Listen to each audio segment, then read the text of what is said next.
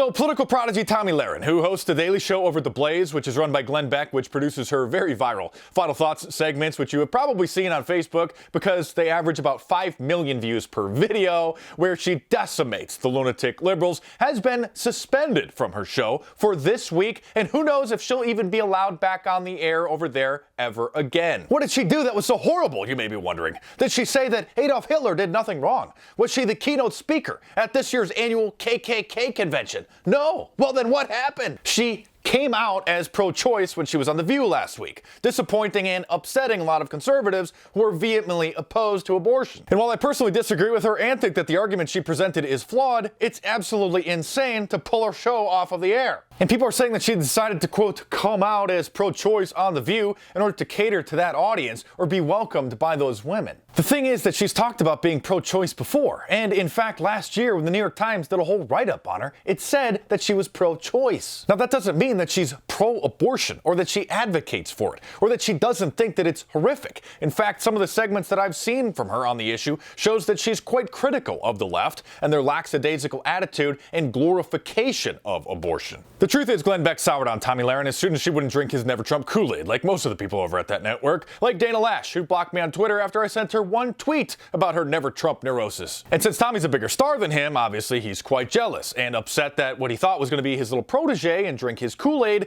turned out to have a mind of her own and is really the face of the Blaze. And when she's putting out a pro-Trump, anti-Black Lives Matter message, which is completely contrary to the big boss, well, that causes quite a conflict. Listen, I totally understand people being disappointed and upset, but for Glenn Beck to silence her, to pull her off the air even for one day, 1 week, and really publicly threaten to possibly fire her from the network is pretty social justice warrior-ish. Especially when at least 1/3 of conservatives are pro-choice, probably more. And it's not like she made this big bombshell revelation on The View. She had talked about this before. And she's only 25 years old. She's a millennial. It's actually miraculous that she's been somehow immune to the majority of the liberal propaganda and brainwash in the mainstream media, in our culture, and on college campuses. And I also don't think that she explained her position as eloquently as she could have because, well, this is live television after all. Have you been on live television? I have. It's very difficult to gather your thoughts. It's hard not to be nervous, especially if you've only done it a few times, and abortion isn't exactly an issue that you can properly cover in a 10-second soundbite. Listen, conservatives can disagree on some major issues and still be on the same team.